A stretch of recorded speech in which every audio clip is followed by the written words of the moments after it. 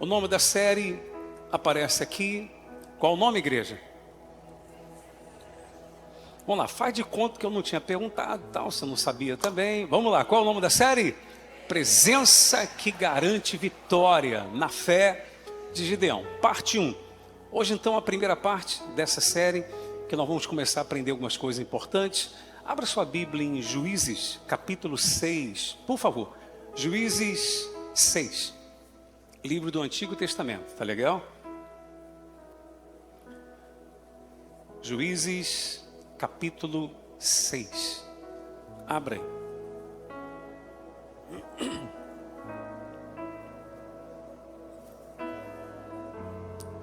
Versículo 1 em diante, já vai aparecer aqui no telão. Todos podem ler comigo em voz alta? Vamos lá? Fizeram os filhos de Israel o que era mal perante o Senhor. Por isso o Senhor os entregou nas mãos dos midianitas por 7 anos. Nada é por acaso. Pode repetir isso? Nada é por acaso. Por que Deus permitiu que durante 7 anos, se você continuar lendo, eu não vou ler todos os versículos, tá legal? Para a gente não fazer vigília aqui. Mas vou ler alguns e vou explicando para você poder compreender, situar-se dentro do episódio também direitinho. Mas por que Deus entregaria o seu povo ou simplesmente tiraria as mãos e permitiria que o seu povo ficasse sofrendo durante 7 anos nas mãos dos midianitas? De sorte que tudo quanto o povo de Deus plantava, os midianitas ficavam esperando chegar a hora da colheita, eles vinham e tomavam tudo. Tudo. Isso durante 7 anos. De sorte que Israel ficou muito debilitado, e assim está escrito, com a presença dos midianitas. Os midianitas se juntavam aos amalequitas e a outros povos do Oriente, de sorte que formavam um povo quase que incontável. Eram milhares e milhares. E Israel não tinha como enfrentá-los humanamente falando. E Israel ficou muito debilitado. E teve uma razão. Por que Deus permitiu que aquilo acontecesse? Porque o povo havia dado as costas para Deus. Porque o povo estava desobedecendo ao Senhor. Mas que tipo de erro, que tipo de pecado o povo estava cometendo? No que o povo, percebendo aquela situação toda, que jamais mudaria a mesma, por esforços próprios, eles começaram a clamar a Deus. Então Deus enviou um profeta exatamente para dizer para eles por que tudo aquilo estava acontecendo. E no versículo 10, você veja aí comigo, na sua Bíblia, coloca aqui por favor.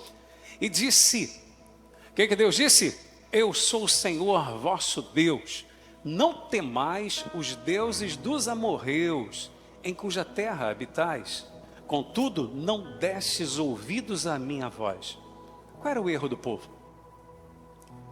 Coloque atenção aqui em mim, igreja. Eu disse para você que nada é por acaso. O Senhor entregou o seu povo nas mãos dos midianitas. Entregar o povo quer dizer que Deus simplesmente tirou a mão e não podia fazer mais nada? Porque o povo deu as costas para Deus. Em vez de estar adorando a Deus, estava adorando ao Deus dos amorreus. Compreende isso? Está claro aqui isso. Existem pessoas que nos dias de hoje elas estão sofrendo porque elas estão adorando outro Deus. Ainda que elas digam que Deus é o seu Senhor, elas adoram outros deuses. Aí você vai dizer, mas como pode ser isso? Se uma pessoa confessa Deus como Senhor da sua vida, ela poder estar adorando outros deuses? Isso é possível. Como? A pessoa pode confessar que Jesus é Senhor da sua vida, mas ela coloca outras coisas no lugar dele. O que é um Deus, senão aquilo que você não negocia em hipótese alguma, que você não troca, que você não coloca nada no lugar dele?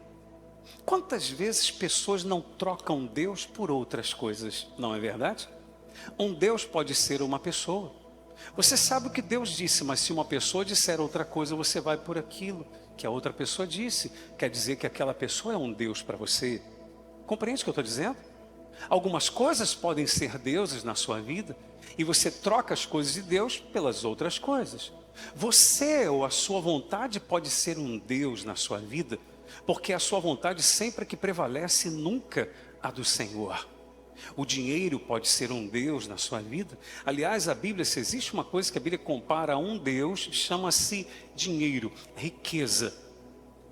Jesus não disse que não podemos ter dois senhores, ou aborreceremos a um e amaremos a outro, não podemos amar a Deus e as riquezas simultaneamente? Compreende o que eu estou dizendo? O que tem sido um Deus na sua vida? Procure ver. Porque o povo não tinha o mover de Deus em suas vidas, exatamente porque eles estavam adorando outros deuses, mas não deixavam de ser chamados de povo de Deus. Entende isso? E quando o calo apertou, eles clamaram a Deus, pois só Deus podia livrá-los. Quantos de nós aqui só não clamamos a Deus, ou só não buscamos realmente a Deus, quando o calo realmente aperta? Diga, está repreendido isso em nome de Jesus. E está mesmo, porque talvez seja você essa pessoa. Vou dar um exemplo simples aqui para você entender. Rápido, rápido. Não é regra, mas você pode ver que há pessoas que elas dizem que Deus é tudo para ela, que elas têm um compromisso com Deus, que o estar na casa de Deus para elas é importante. Mas se ela estiver cansada, por exemplo, ela troca a casa de Deus por outra coisa. Não, por outra coisa não, ela vai descansar. Sim, mas se ela estiver com o mesmo cansaço e o convite for para uma outra coisa, que na ótica dela é mais interessante, ela vai. E quantos aqui de repente já não fizeram isso? Para a igreja você diz, Deus sabe que eu estou cansado, mas para algo seu, você foi. Você trocou. Compreende o que eu estou dizendo, pessoal? Será que Deus é o seu Senhor de fato, de verdade? Ou algumas coisas são deuses na sua vida? E fica você clamando, clamando, clamando, não sabe por que Deus não se move, por que Deus não abençoa? Para algumas coisas você dá um jeito. Para algumas coisas, não, eu não saio em hipótese alguma, mas sai para trabalhar, sai para resolver um problema aqui, ou uma situação ali, ou para se divertir, não sei. Essa é uma questão de nós refletirmos, não estou querendo colocar fardo sobre ninguém. O fato é que o povo estava sofrendo porque havia dado as costas para quem? Para Deus. Outras coisas estavam no lugar de Deus. Então, meu amado, entenda isso. Sempre que nós colocarmos alguma coisa no lugar de Deus em nosso coração, quer dizer que aquilo é o nosso Deus. Eu posso estar dizendo, Jesus é o meu Senhor, e no fundo, ele não é. Porque o meu Senhor é aquilo que eu insisto em satisfazer. E se eu não tenho a disposição de satisfazer as vontades do Senhor Jesus, deixando as minhas de lado, ou as de outras pessoas de lado, então quer dizer que Ele não é meu Senhor. O meu Senhor é outra coisa. Ou de repente o meu Senhor são os meus prazeres. O Deus de alguém pode ser o prazer, a prostituição e outras coisas mais. Quem compreende o que eu estou dizendo, dá um brado de vitória aí, igreja. Esse é o primeiro ponto. Mas vamos lá. Versículo 11 até o 16, eu quero ler com você aí agora. Coloca aqui, por favor. Então veio o anjo do Senhor. Tiago, abaixa só um pouquinho o delay para mim. Só um pouquinho, por gentileza. Então veio o anjo do Senhor e assentou-se, e melhora aqui o meu retorno, por gentileza. Tá legal? Que eu estava ouvindo mais o salão do que aqui. Por gentileza. Só um pouquinho mais, por favor. Em nome de Jesus. Então veio o anjo do Senhor, um pouco mais, meu filho. Aqui que está faltando. É assim mesmo, tá, pessoal? A gente vai ajustando para ficar top. Todos estão ouvindo bem? Legal? Bacana? Continuam ouvindo bem aí atrás? Muito obrigado, hein? Valeu, Tiago. Então veio o anjo do Senhor e assentou-se debaixo do carvalho que está em Ofra, que pertencia a Joás, a Bias-Rita. E Gideão, seu filho, leiam comigo, Gideão, seu filho, estava malhando trigo no lagar para o pôr a salvo dos midianitas. Ei, aqui nós vamos tirar uma lição importante para a nossa vida, já que é uma série, a gente tem que tirar lições para a nossa vida, para a gente aplicar no dia a dia. Haja vista eu ter dito para você que a sua vida pode ser transformada através dessa série. A Bíblia está dizendo que Gideão, estava malhando trigo no lagar. Lagar não era o lugar adequado ou apropriado para se malhar o trigo. Se malhava o trigo na eira, que normalmente era num lugar alto. Mas se Gideão fosse malhar o trigo na eira, o que iria acontecer? Os inimigos iam ver e iam roubar. Compreende o que eu estou dizendo? Ele correria risco. Então o que ele faz? Ainda que fosse inapropriado malhar trigo no lagar, lagar é um lugar onde se colocava uva e pisava para fazer vinho. Era com o pé limpo, tá? Para não achar, como é que ia ficar um vinho desse aí? Então, assim que se fazia o vinho, colocava-se no lagar e se pisava, exatamente dali saía o vinho. Gideão estava malhando trigo no lagar para pôr a salvo dos medianitas. Ei, aqui a gente vai começar a entender por que Deus às vezes escolhe uns e não escolhe outros. Se você ler os versículos anteriores, você vai ver que o povo de Israel estava tudo escondido nas cavernas, entre as rochas. Gideão estava malhando trigo no lagar para pôr a salvo dos medianitas, porque dentro dele havia o seguinte propósito: a minha família não vai morrer de fome. Eu vou fazer alguma coisa. Esse espírito agrada a Deus, pessoal. Aquele espírito de alguma coisa pode ser feita. Diga isso, alguma coisa pode ser feita. Sempre tem algo a ser feito. E Deus viu isso em Gideão. Gideão colocando toda a sua força para que a sua família não passasse fome, para malhar o trigo no lagar, para que na sua casa não faltasse pão, para que os seus não perecessem, não morressem. Meus amados, em nome de Jesus, coloque atenção nisso. Existem pessoas que elas estão esperando estar no lugar apropriado, no lugar melhor para ela colocar toda a sua força. Jesus não disse ser fiel no muito e depois você vai ter pouco. O que Jesus ensinou? Seja fiel no pouco e sobre o muito eu te colocarei. Então existem pessoas, pega isso, existem pessoas que elas estão esperando estar no lugar apropriado, num lugar melhor, numa circunstância ou numa situação melhor, para que ela diga: agora eu vou colocar toda a minha força. Não vai. Primeiro que você não vai chegar ao lugar melhor, ao lugar apropriado, porque se você não colocar a força no pouco, tampouco você colocará no muito. Gideão malhou o trigo no lagar, ou seja, ele colocou toda a sua força, mesmo no lugar ainda que fosse inapropriado, porque tinha dentro dele o seguinte propósito: minha família não vai perecer, minha família não vai morrer de fome, eu vou colocar toda a minha força, vou fazer o meu melhor para que não falte alimento na minha casa. E Deus viu isso, e foi o que Jesus ensinou, pessoal: ser fiel no pouco e sobre o muito eu te colocarei. Se você for uma pessoa que coloca força no pouco hoje, certamente você vai chegar no muito em nome de Jesus. Glória a Deus, igreja. Mas se você for aquela pessoa que está esperando chegar no muito para colocar força, você nunca vai chegar. Porque a ordem que Jesus deu, ou a ordem dos fatos é essa: ser fiel no pouco e sobre o muito vai ser colocado. Compreende? A quem esteja esperando: não, quando eu estiver num lugar melhor, quando eu estiver numa posição melhor lá no trabalho e tal, aí eu vou colocar força. Coloca agora, meu irmão, porque você só vai chegar num lugar melhor se você colocar força agora num lugar ruim. Ficou claro isso em nome de Jesus? É assim. Então Deus começa a ver, ou começa a mostrar para a gente por que Ele escolhe uns e às vezes não escolhe outros.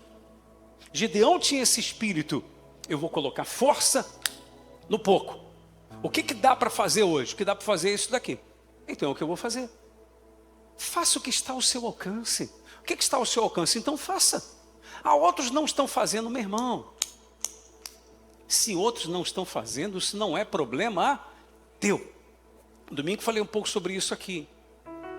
Para com esse negócio de ficar trazendo para cima de você. O problema é que é dos outros. O problema é dos outros, não é seu. Amém? Mas a gente sente pela pessoa porque a gente ama. Amém. Sentir porque ama é uma coisa, você trazer para cima de você é outra.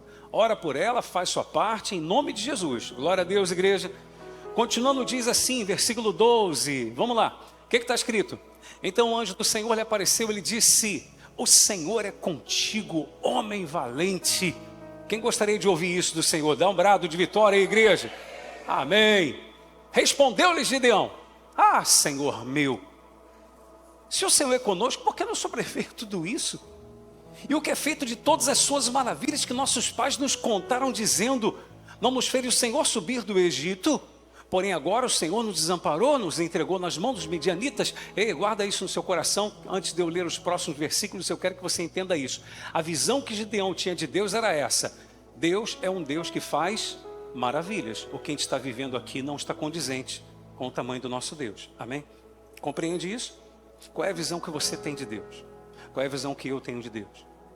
Gideão poderia ter a seguinte visão: Deus, o Deus de Israel, é um Deus de miséria mesmo, é um Deus de fracasso mesmo, é um Deus de derrota.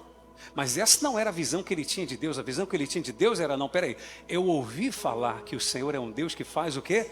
Maravilhas. O nosso Deus é um Deus de maravilhas e vai fazer maravilhas. Amém, igreja? Quem crê que Deus é um Deus de maravilhas, diga: eu creio. Diga: meu Deus é um Deus de maravilhas. Ele faz maravilhas. Essa era a visão que Gideão tinha. Então, o segundo ponto para a gente aprender aqui. Primeiro, nós vimos que Gideão é aquele cara que põe força, ainda que no lugar inapropriado. Põe toda a força no pouco, para que Deus possa colocá-lo no muito. Vemos que Gideão é um cara que tinha uma visão de Deus, a visão era correta. Qual a visão que ele tinha de Deus? Meu Deus é grande. Peraí, nós estamos vivendo na miséria, no fracasso, nessa derrota terrível aqui. O Deus que eu conheço, que eu ouvi falar, não é esse. O senhor está dizendo que é comigo? Então, pois, peraí, alguma coisa está errada. Compreende isso? Continuando o próximo versículo. Então se virou o Senhor para ele e disse: vai nessa tua força e livra Israel das mãos dos midianitas, porventura não te enviei eu. Que força é essa que Deus está dizendo para Gideão, vai na tua força? Que força é essa? A crença que você tem em Deus pode ser a sua força, como pode ser a sua fraqueza. Como você vê Deus? Como você crê em Deus? Se Gideão dissesse assim: não, Deus é um fracasso, Deus é derrota, é isso daí mesmo, Deus certamente chamaria outro. Você está entendendo, sim ou não? Porque ele estaria demonstrando o quê? Fraqueza. Mas no que Gideão diz assim: não, o nosso Deus é um Deus de... Qual a palavra, igreja? Vou dar uma cola, começa com M. O nosso Deus é um Deus de maravilhas. Isso mostrou força. Deus fala: vai nessa tua força. Como é que você olha para Deus? Como é que nós olhamos para Deus? Como é que nós cremos em Deus? Como um Deus grande ou um Deus pequeno? Um Deus que pode todas as coisas ou um Deus que pode algumas coisas? Compreende, pessoal? Como que você vê Deus? Porque entenda, Deus vai se manifestar na nossa vida da forma que nós vemos, da forma que nós o vemos, na forma que nós cremos nele. Gideão cria que Deus era um Deus de maravilhas, então Deus diz: vai nessa tua força. Eu estou procurando pessoas assim, que creiam que eu sou um Deus que faço maravilhas, para que através dele eu possa então fazer. Vai nessa força aí, ou seja, vai nessa crença, vai nessa confiança. Amado, quem crê que o nosso Deus é um Deus de maravilha, diga eu.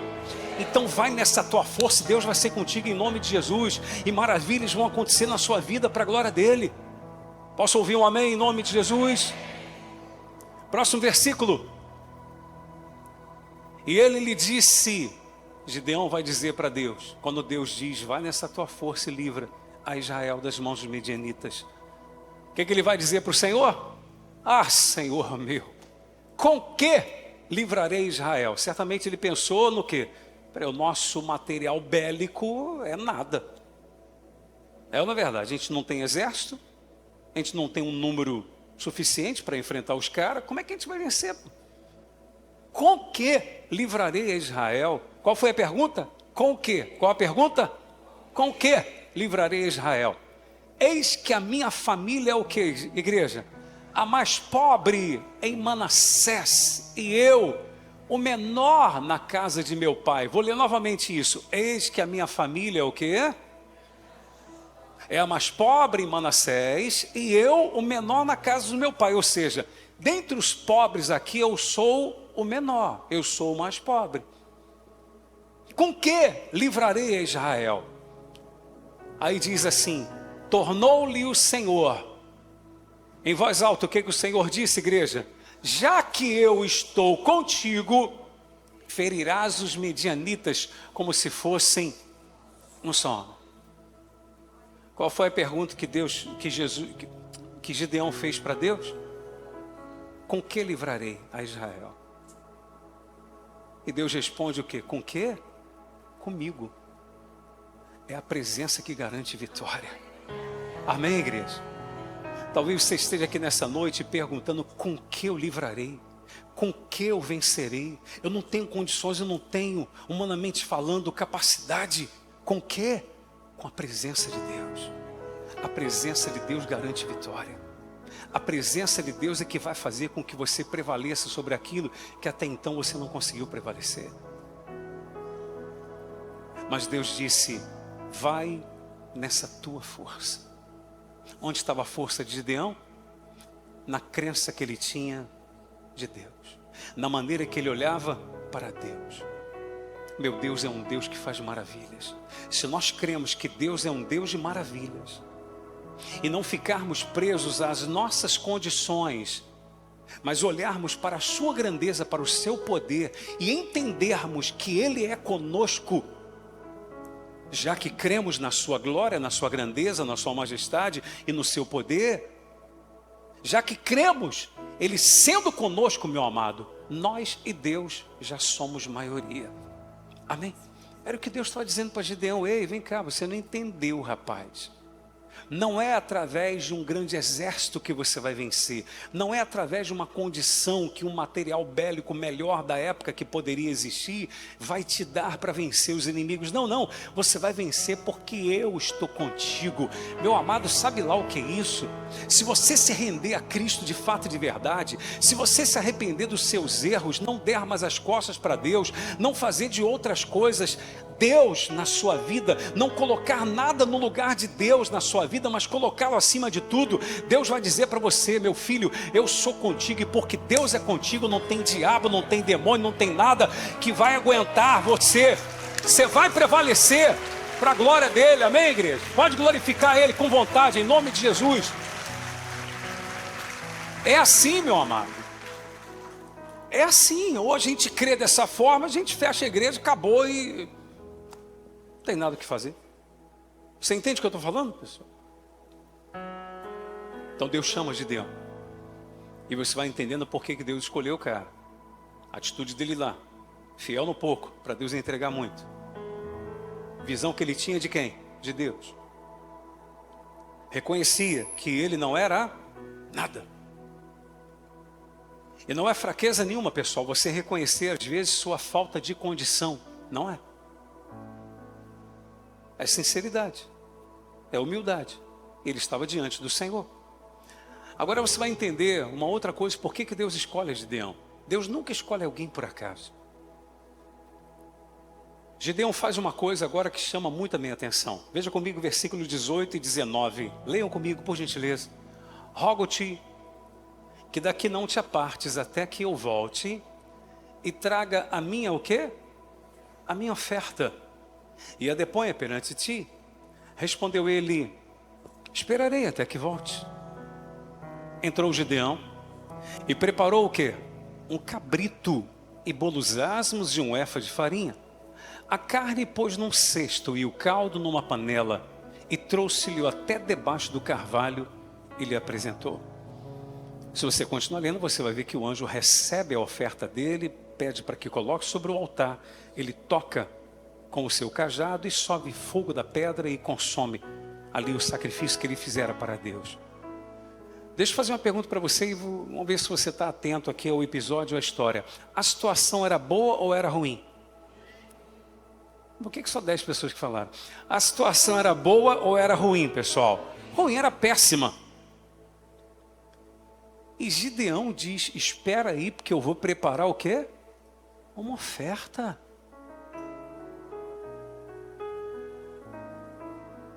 Alguém poderia pensar: poxa, o anjo tinha que mandar ele parar e dizer: não, não, não, vocês estão tudo na miséria, não traz oferta não.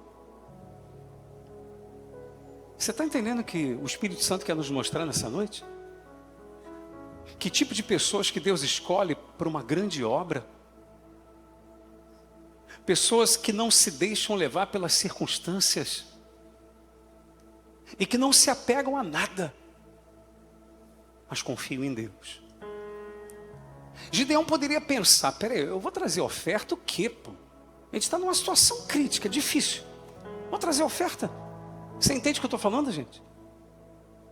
Mas Gideão começa a mostrar para Deus o coração que ele tinha. Um coração voltado para quem? Para Deus. Um coração despojado. Um coração que não era apegado às coisas. Ele vai lá, prepara o cabrito. Gideão não se deixa levar por aquele tipo de pensamento: rapaz, você vai dar um cabrito de oferta? Você está malhando trigo no lagar para fazer pão para sua família e não passar fome. Guarda esse cabrito, faz um churrasco depois para sua família ou para alguns amigos, enfim. Mas não. Gideão sabia o poder que tem uma oferta quando feita de coração para Deus. Amém? Quantas pessoas que, infelizmente, só o fato de ouvir falar de oferta e dízimo parece até um gatilho para ela. Ela já olha com maus olhos. Não, esse negócio não aceito. Não aceita dízimo, não aceita oferta. Não é verdade? Mas olha o homem que Deus estava escolhendo. O anjo do Senhor pediu essa oferta para Gideão. Responde para mim. Sim ou não? Não, pediu não. Pediu não. Ele que falou, espera aí que eu vou trazer uma oferta para o Senhor. Amém, igreja? Que bacana, né? Coração despojado. Deus aceita a oferta dele. Mas Deus agora vai lançar um desafio para Gideão. Forte. Que desafio? Veja comigo aí o versículo 25 e 26. Veja aí. Naquela mesma noite, lhe disse o Senhor. O que o Senhor diz para ele agora? Toma um boi que pertence a teu pai, a saber, o segundo boi de 7 anos, e derruba o altar de Baal, que é de teu pai. Então era para derrubar o altar de Baal, que era um deus adorado ali, e corta o poste ídolo que está junto ao altar. Olha a encrenca que Deus estava metendo Gideão. O povo adorava Baal e o poste ídolo. Deus fala para ele, pega o segundo boi do teu pai, sacrifica em oferta para mim, derruba o altar de Baal e o poste ídolo. Continuando. Edifica ao Senhor teu Deus o quê? Um altar, diga, um altar. Edifica ao Senhor o quê? Um altar no cimo deste baluarte, em camadas de pedra, e toma o segundo boi e o oferecerás em holocausto com a lenha do poste ídolo que vieres a cortar. Meu amado, que encrenca danada, hein?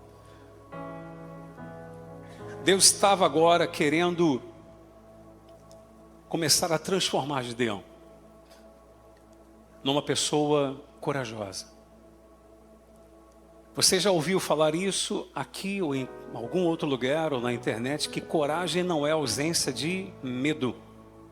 Coragem não é ausência de medo, mas é a capacidade que o ser humano tem de enfrentar o que precisa ser enfrentado ou fazer o que deve ser feito, ainda que com medo.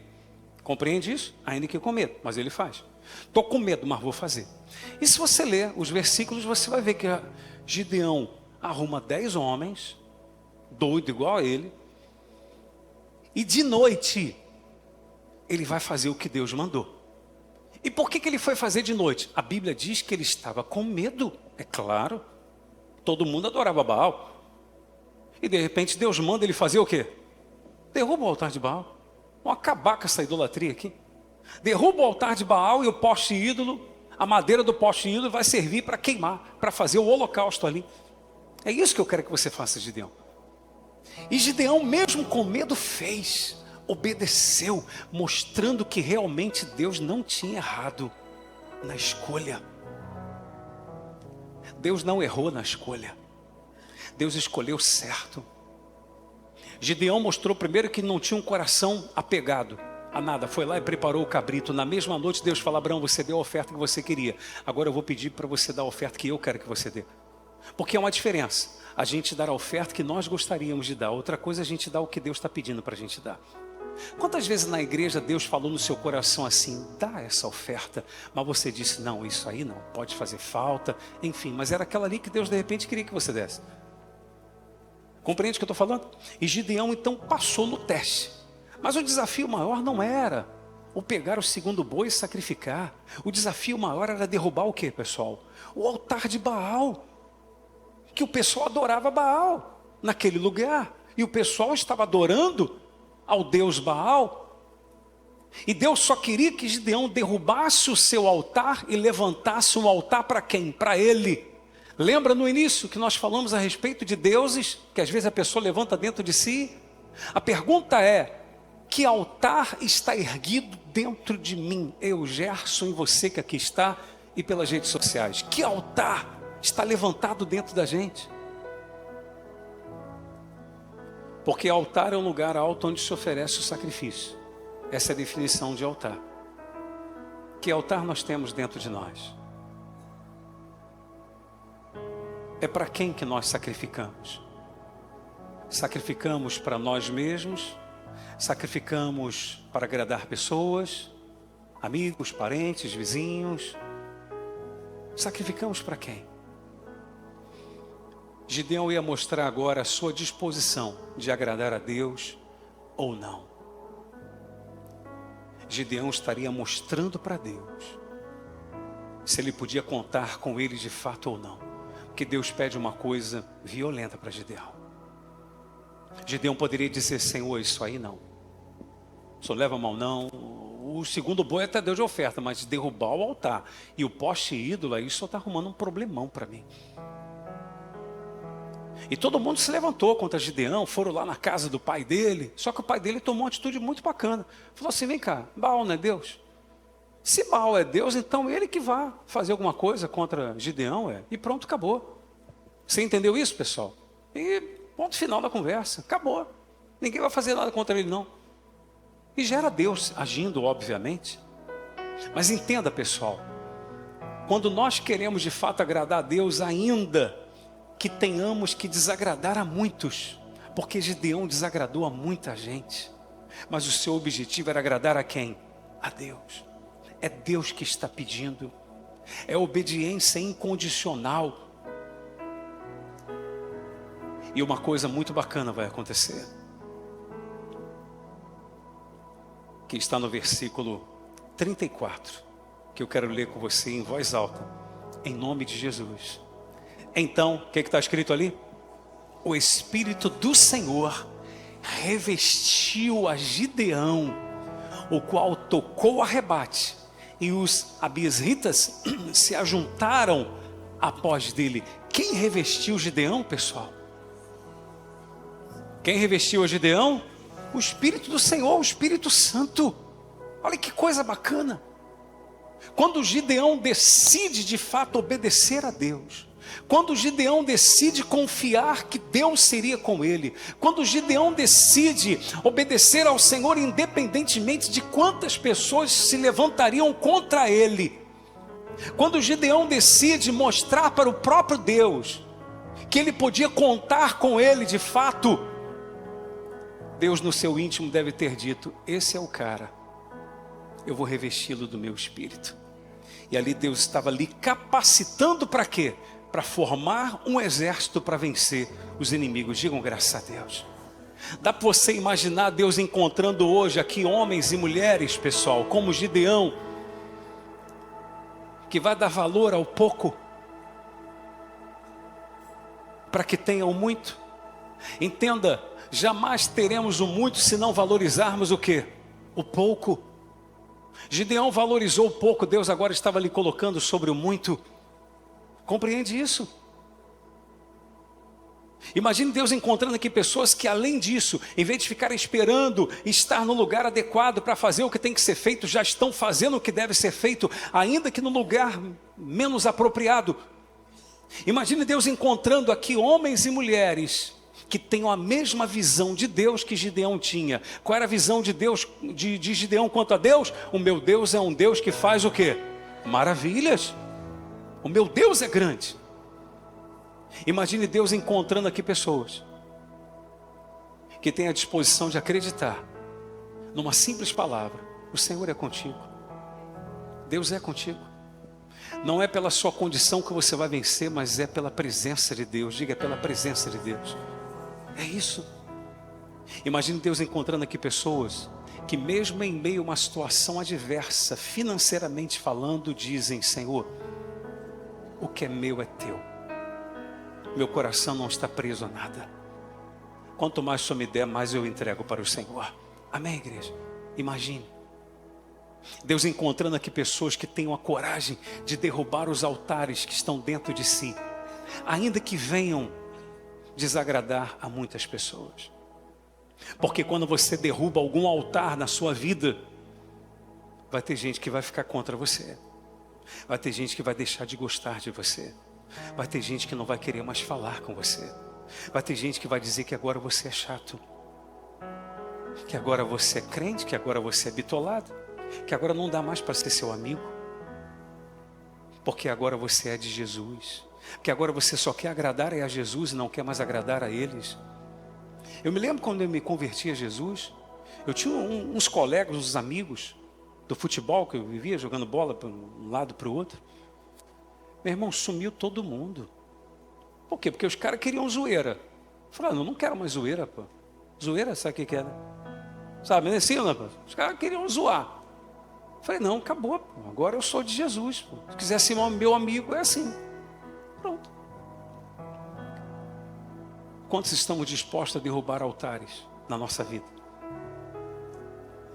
Tem gente que não toma uma decisão de coragem diante de Deus, de renunciar ao mundo e fazer a vontade de Jesus, porque ela tem medo de desagradar os outros. Mas não tem o mesmo temor de desagradar a Deus. Entendeu isso, pessoal? Gideão toma uma decisão diante de Deus. Eu vou obedecer o que o Senhor mandou fazer. Não interessa se meu pai não vai gostar, porque o altar de Baal era de quem? Era do pai de Gideão. O segundo boi era de quem? Era do pai de Gideão. Tudo do pai de Gideão. E Gideão não foi lá falar com o pai dele. Papai, vem cá, se eu saber como é que é. Deus está falando, não. Deus falou, Gideão vai lá e pode fazer. E Gideão foi e fez. Tem decisões que às vezes você vai tomar na sua vida, meu irmão, que tem pessoas que você nem imagina que não vai gostar. Enfim. E você vai fazer o quê? Você vai ter que decidir, ou eu agrado a Deus ou eu agrado as pessoas. Eu não estou falando de fanatismo, por favor. Nada disso. Mas poderá você passar por algum momento em que você vai ter que decidir, ou você agrada alguém, ou você desagrada esse alguém para agradar o Senhor. E quando Gideão faz isso, Deus falou, é agora. Deus derrama o Espírito Santo nele e o reveste do seu Espírito. Agora Gideão o que faz? Toca a trombeta e fala, agora eu estou pronto para levantar um exército. E sabe como que Gideão levantou um exército? Minúsculo, para vencer os inimigos? Quem quer saber? Ninguém quer saber, pessoal. Quem quer saber, diga eu aí. Quarta-feira que vem, nós vamos ver. Sim, porque aí não é uma série, sim ou não? Ué, fique de pé, por favor, em nome de Jesus. É uma série, glorifica a Deus aí, em nome de Jesus. Quem foi abençoado?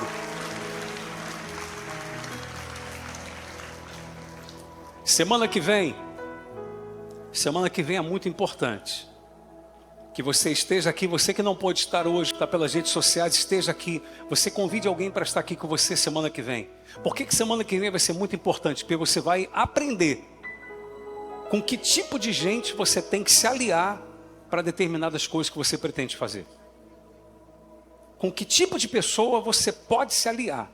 Quem pode andar contigo para você enfrentar determinados problemas? Para você vencer. Todo mundo quer vencer. Alguém quer perder aqui? Alguém quer ser derrotado? Quem quer ser derrotado, diga eu. Ninguém quer. Quem quer ser vencedor, diga eu. Todos querem, glória a Deus, e eu também. Então a gente tem que saber com quem eu posso andar, com quem eu devo andar, com quem não devo. Nós vamos aprender isso na quarta-feira que vem, na segunda parte da série Presença que Garante Vitória. Vamos ver se você pegou. Gideão fez uma pergunta para Deus: com que eu vou vencer os midianitas? Com que eu vou livrar a Israel? Qual foi a resposta de Deus? Com a minha presença. Amém, igreja? Eu pergunto para você, ei, vocês que estão aqui, com que vocês vão vencer tudo que está diante de vocês? Com que, pessoal? Com a presença de Deus. Glorifica Ele em nome de Jesus, igreja. Com a presença de Deus. Amém? Com a sua presença. Ó, por isso que eu tenho dado ênfase aqui aos domingos, para nós estarmos aqui domingo buscando o quê? A presença de Deus. Lembra que nós falamos domingo passado? Não basta saber sobre Jesus, é preciso conhecê-lo, ter intimidade com Ele. Lembra do domingo retrasado que eu coloquei um pão aqui? Lembra? Coloquei um pão aqui, falei a respeito. Quem tiver com fome, vem comer o pão. Bem, essa semana eu vou estar postando, talvez amanhã, no Instagram, o corte que eu mostro isso. Tenha fome de Deus, pessoal, da sua presença. porque é a presença dele que garante vitória para nós. Agora, o que eu e você ouvimos aqui, vamos aplicar na nossa vida. Isso aqui serve para todos nós. Deus escolheu Gideão só porque foi com a cara dele, igreja? Sim ou não? Deus escolheu Gideão só porque ele não tinha condição nenhuma? Não, porque de repente você diz assim, bispo, por que Deus não me escolhe para uma coisa grande? Minha condição é pior do que a de Gideão. Minha condição está pior do que a dele. A dele estava ruim, ele tinha um cabrito, aí não tem nem um cabrito. Nem um pintinho daquele que morre no terceiro mês, que a gente acha que vai criar, vai crescer, vai virar uma galinha. Nenhum daquele eu tenho. Pô. Lembra pintinho que trocava pelo que mesmo? Garrafa. Só já trocou garrafa por pintinho? Quem já trocou garrafa por pintinho? Você tem mais de 40, com certeza. Não, porque acho que hoje em dia tem mais isso não, né? Tem isso ainda, pessoal? Tem não. O pessoal mais novo agora não sabe. Eu sei disso porque eu ouço falar. Ouve aqui. Em nome de Jesus. É isso aí, pessoal.